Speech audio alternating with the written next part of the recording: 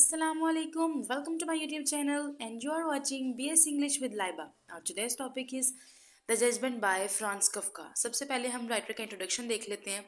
हमारे जो राइटर हैं वो 1883 में पैदा हुए एंड 1924 में इनकी डेथ होगी। ये एक मिडिल क्लास फैमिली में पैदा हुए थे, एक जर्मन स्पीकर थे और एक ज्यूइश फैमिली से बिलोंग करते थे। अब इनके फादर का नाम था हरमन कफका।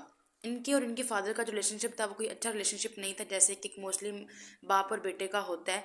फादर जो थे वो बहुत बुरा बिहेव करते थे कफका के साथ, तो इन दोनों का जो रिलेशनशिप था वो बहुत ज़्यादा बुरा था। ठीक है, इसके दो जो हैं यंगर ब्रदर्स थे और तीन इसकी यंगर सिस्टर थी। ठीक है, अगर हम इनकी राइटिंग्स की बात करते हैं तो उसके अंदर हमें ऑटोबायोग्राफिकल एलिमेंट्स, लोनलीनेस, आइसोलेशन, इस तरह की थीम्स बहुत ज़्यादा देखने को मिलते हैं।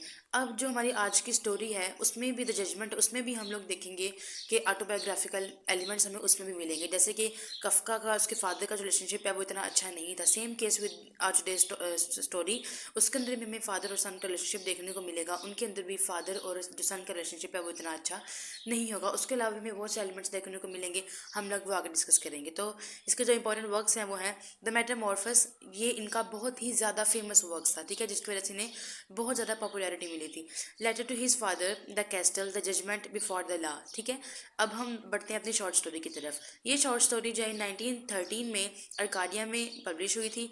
उसके अलावा जॉनरा जो इसका शॉर्ट स्टोरी है, सेटिंग इसमें रशिया दिखाई गई है। थीम्स जो है इसमें lake of communication, isolation, difficulty, aloofness, alienation, father sun relationship, personal failure और सुसाइड। ठीक है, ये इसके इंपॉर्टेंट थीम्स हैं इस शॉर्ट स्टोरी के। अब इस स्टोरी में हमें एडिपस कम्प्लेक्स देखने को मिलेगा। उसमें क्या था कि इसमें जो बच्चा जो है अपने ऑपोजिट जेंडर की तरफ अट्रैक्ट होता है और सिमिलर जेंडर को जो है वो रिपेल करता है, उसकी तरफ जो है वो अट्रैक्ट नहीं होता। ठीक है, आज की स्टोरी में भी हमें देखने को मिलेगा कि बाप जो सॉरी बेटा जो है वो बाप के साथ उसका रिलेशनशिप इतना अच्छा नहीं है, क्योंकि एडिपस कम्प्लेक्स के मुताबिक लड़का जो है वो माँ की तरफ अट्रैक्ट होता है अपने ऑपोजिट जेंडर की तरफ, जबकि जो सिमिलर जेंडर होता है उसको वो रिपेल करता है। ठीक है, अब हम लोग देखते हैं इसके करेक्टर्स। अब फर्स्ट करेक्टर है हमारा जॉर्ज बेंडिमन। जॉर्ज बेंडिमन जो है एक आइसोलेटेड करेक्टर है। ठीक है, जो कि अकेला रहना पसंद करता है। उसके अलावा ये किसी से ज़्यादा बात नहीं करता, किसी से ज़्यादा कम्युनिकेट नहीं करता। ये एक लाइटर लिखने की कोशिश करता है अपने एक दोस्त को। ठीक है, ताकि अपनी जो सेंसेशन है इसकी, लोनलीनेस की, उसको ये कम कर सके। ठीक है, इसका फ्रेंड जो है वो रशिया चला गया हुआ है और 2-3 साल से इसकी अपने दोस्त से बात नहीं हुई। इसकी इंगेजमेंट हो गई एक लड़की के साथ, फ्रॉलिन जिसका नाम है, और एक वेल टू डू फैमिली से बिलोंग करती है, एक अच्छी फैमिली से बिलोंग करती है। और इन्हीं 2-3 सालों में, जिन सालों में अपने दोस्त से नहीं मिला, इसने अपने आप को भी जो है वो इस्टेब्लिश कर लिया है। ठीक है, अब इसका जो इसके और इसके बाप का रिलेशनशिप है वो बहुत ज़्यादा बुरा दिखाया गया है इसके अंदर। ठीक है, और जो जॉर्ज बेंडीमैन जो है ये लास्ट पे सुसाइड अटैम्प्ट कर लेते हैं। क्यों सुसाइड अटैम्प्ट करता है हम लोग नेक्स्ट पढ़ते हैं। सेकंड कैरेक्टर है हमारे पास जॉर्ज फादर। ठीक है, ये जी जॉर्ज का बाप है जो कि बुरा बिहेव करता है अपने बेटे के साथ, और ये इसको बातों ही बातों में जब वो उसे उस पर चिल्ला रहा होता है अपने बेटे के ऊपर, उसको कह देता है कि तुम्हें डूब के मर जाना चाहिए। ठीक है, तो जो बेटा जो इसकी बात सुनता है और सुसाइड अटैम्प्ट कर लेता है।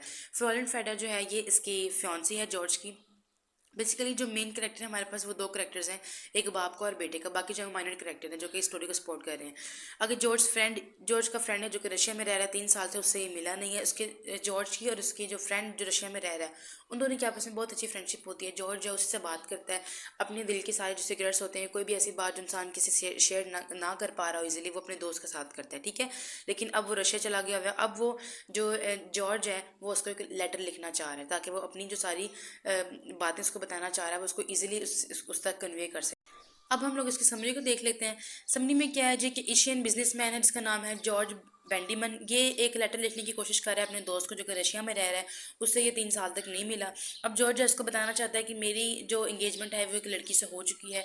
अब एक और चीज़ मैं आपको बता दूं कि जॉर्ज जो है वो इन 2-3 सालों में वेल एस्टेब्लिश हो गया है। उसने अपनी जो बिजनेस उसको एस्टेब्लिश कर लिया, एक अच्छी लड़की से शादी सॉरी मंगनी हो गई है जो कि एक अच्छी फैमिली से बिलोंग करती है। अब ये सारी बातें जो है जॉर्ज अपने दोस्त को बताना चाह रहा है, लेकिन जॉर्ज ये सोच के अपने दोस्त को ये सारी बातें बताते हुए हेजिटेशन फील कर रहा है कि कहीं मेरा दोस्त इन सारी बातों से हर्ट ना हो जाए। हर्ट क्यों होगा? क्योंकि जो इसका दोस्त है वो फाइनेंशियली इतना इस्टेब्लिश या फाइनेंशियली इतना स्ट्रॉन्ग नहीं है जितना कि जॉर्ज हो चुका है। ठीक है, जॉर्ज सोचता है कि शायद मैं इसको सारी बातें बताऊंगा कहीं उसकी फीलिंग्स ना हर्ट हो जाए, कहीं उसको सारी बातें ये बुरी ना लगें। ठीक है, जॉर्ज ये सारी बातें सोच रहा होता है और लेटर में जो लिख रहा होता है, लेटर की एंडिंग में वो बताता है कि मेरी मंगनी जो है एक लड़की से हो चुकी है। फिर वो क्या करता है कि लेटर लिख लेता है, फिर वो जाता है अपने बाप के पास ताकि अपने बाप से पूछ सके कि मुझे सारी बातें अपने दोस्त को बतानी चाहिए या नहीं बतानी चाहिए। ठीक है, जब वो दूसरे कमरे में जाता है तो देखता है कमरे में जो है बहुत ज़्यादा अंधेरा होता है, विंडो जो है वो बंद होती है। ब्रेकफास्ट जब वो टेबल पे पड़ा हुआ होता है, वो ब्रेकफास्ट जो किसके बाप ने थोड़ा थोड़ा बहुत खाया हुआ, इतना खाया भी नहीं होता, ठीक है। उसके बाद वो क्या करता है कि डिटेक्ट करता है वीकनेस को अपने बाप के अंदर। वो देखता है कि मेरा बाप जो थोड़ा कमज़ोर है, उसकी तबीयत जो है वो ठीक नहीं है। वो क्या करता है, अपने बाप को उठाकर दूसरे कमरे में ले जाता है, बेड पे उसको बिठाता है, ठीक है। अब जो जितना हमने समरी पढ़ी उसको उसका एनालिसिस हम लोग करके देखते हैं। जैसे जॉर्ज जो है वो लेटर लिखता है अपने दोस्त को। यहाँ पे लोनलीनेस का थीम हमें नजर आता है कि अपनी जो आइसोलेशन है, अपनी जो लोनलीनेस है, उसको ओवरकम करने के लिए वो अपने दोस्त को लेटर लिखना चाहा, ताकि वो अपने अंदर की जो सारी बातें अपनी किसी के साथ कम्युनिकेट करके उसको बता सके। अब जैसे जॉर्ज जो है अपने बाप के कमरे में आता है, तो बहुत ही ज़्यादा दिनों बाद जो बेटा जो है एक बाप के कमरे में एंटर होता है, ठीक है। यहाँ पे हमें लेक ऑफ कम्युनिकेशन गैप नजर आता है कि बाप और बेटा इतने दिनों बाद आपस में मिले, या इतने दिनों बाद बेटा जो है बाप के कमरे में जाए, हाउ इज इट पॉसिबल, ठीक है। यहाँ लेकिन यहाँ पे हमें जो है कम्युनिकेशन गैप नजर आ रहा है, ठीक है। जॉर्ज अपने बाप को बिठाता है बेड पे। फिर जॉर्ज क्या करता है कि उनके कंधों पर जो है ब्लैंकेट देता है, उसको अच्छे से जो है वो कवर करता है अपने बाप को। फादर जो है उनसे पूछते हैं, he is well covered. George reply करता है, don't worry, you are all well covered up, ठीक है। जो उनको रिप्लाई देता है कि आप बेफिक्र रहिए, आप अच्छे से कवर हैं, ठीक है। अब ये सुनने के बाद फादर क्या करते हैं कि जल्दी से बेड से उठते हैं और उस पर चीखना चिल्लाना स्टार्ट कर देते हैं सन के ऊपर। अब यहाँ पे हमें साइकोलॉजिकल प्रॉब्लम नजर आता है, ठीक है। किसके करेक्टर के अंदर, फादर के करेक्टर के अंदर, कि यहाँ पे तो ऐसी की बात ही नहीं हुई कि फादर जो है इतना ज़्यादा गुस्से में आ गए अपने बेटे पर जब वो चिल्ला रहे हैं। यहाँ पे हमें साइकोलॉजिकल प्रॉब्लम देखने को मिलती है, ठीक है। उसके साथ ही साथ हमें यहाँ पे बायोग्राफिकल एलिमेंट भी नजर आ रहा है कि कफका का जो फादर जो थे वो भी बहुत बुरा बिहेव करते थे कफ़ा के साथ, ठीक है। जिस तरह से कफ़ा को डांट डपट होती थी छोटी छोटी बातों पे, ऐसे एंगर इश्यूज उसको फेस करने पड़ते थे अपने बाप की तरफ से, जिसी तरह से यहाँ का हमारा जो करेक्टर है जॉर्ज बंडीमैन को फेस करने पड़े हैं अपने बाप की तरफ से, ठीक है। यहाँ पे हमें ऑटोबायोग्राफिकल एलिमेंट नजर आता है। साथ ही साथ यहाँ पे स्टोरी के अंदर जो हमारा प्रोटैगनिस्ट है उसकी जो मदर है उसकी भी डेथ हो गई है। इसी तरह से जो हमारा राइटर है कफ़ा, उसकी भी मदर की भी डेथ हो गई, ठीक है। तो ऑटोबायोग्राफिकल एलिमेंट हमें यहाँ पे नजर आ रहा है, ठीक है। अब आप उसको बताता है कि मुझे ना तो सिर्फ तुम्हारा दोस्त याद है, बल्कि मुझे, मैं जो तुम्हारी सारी जो ज़िंदगी में जो जो कुछ तुम्हारा हो रहा है मैं उसको बताता रहता हूँ, मेरी सीक्रेटली उससे बात होती है यहाँ पे, ठीक है। अब जो जॉर्ज ये बात सुन के बहुत ज़्यादा हैरान हो जाता है कि मेरे बाप की मेरे दोस्त से बात, मेरे जो रशिया वाला दोस्त है उससे बात होती है, और मुझे ये बात मेरे इल्म में है ही नहीं है, ठीक है। उसके अलावा यहाँ पे जो जॉर्ज है वो खुद को अकेला फील करता है, ठीक है। लोनलीनेस का थीम दोबारा फिर से यहाँ पे हाईलाइट होता है, ठीक है। अब जॉर्ज का फादर उसको कहता है कि तुम एक इविल मैन हो, ठीक है, तुम्हें जो है वो मर जाना चाहिए, तुम्हें डूब के अब यहाँ पे जॉर्ज जो है वो पहले ही अकेला फील कर रहा होता है कि मैं अपने दोस्त से बात नहीं कर पा रहा। वो सारी मेरी कंडीशन के बारे में जानता है। बाप जो फिर बाद में बाप जो है उसको एविल कह देता है। फिर वो और ज़्यादा खुद को अकेला फील करना शुरू कर देता है, और वो इमीडिएटली जाता है एक ब्रिज पे, वहाँ दरिया में डूब के अपनी जान दे देता है, ठीक है। यहाँ पे हमें सुसाइड का थीम भी नज़र आता है, उसके अलावा पर्सनल फेलियर का थीम भी नज़र आता है, ठीक है। कि उसने अपने बाप से वजह नहीं जानना चाहिए कि वो उसको इविल मैन क्यों कह रहा है, बल्कि उसने जाते ही गया जल्दी से जाके उसने जो है वो अपनी सुसाइड अटैम्प्ट कर लिया, ठीक है। पर्सनल फेलियर का थीम यहाँ पे हमें नजर आता है, ठीक है।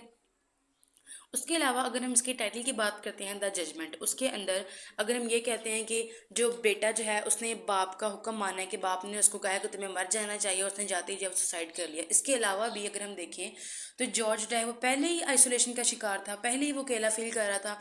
वो किसी से बात नहीं कर पा रहा था, वो अपने बाप से कम्युनिकेट नहीं कर पा रहा था। वो हार्डली ऐसा होता था कि एवरी डे में कि किसी भी दिन जो है वो जॉर्ज जो है अपने बाप से बात कर रहा है, ठीक है। वो अपने बाप से भी बात नहीं करता था। वो पहले ही इन सारी चीज़ों का शिकार था, ठीक है। जैसे इसको मौका मिला उसके सामने, उसके बाप ने सोचा कि तुम्हें मर जाना चाहिए, देन उसने फ़ौरन से उस चीज़ को एक्सेप्ट किया और जाकर जो है उसने सुसाइड कर लिया, ठीक है।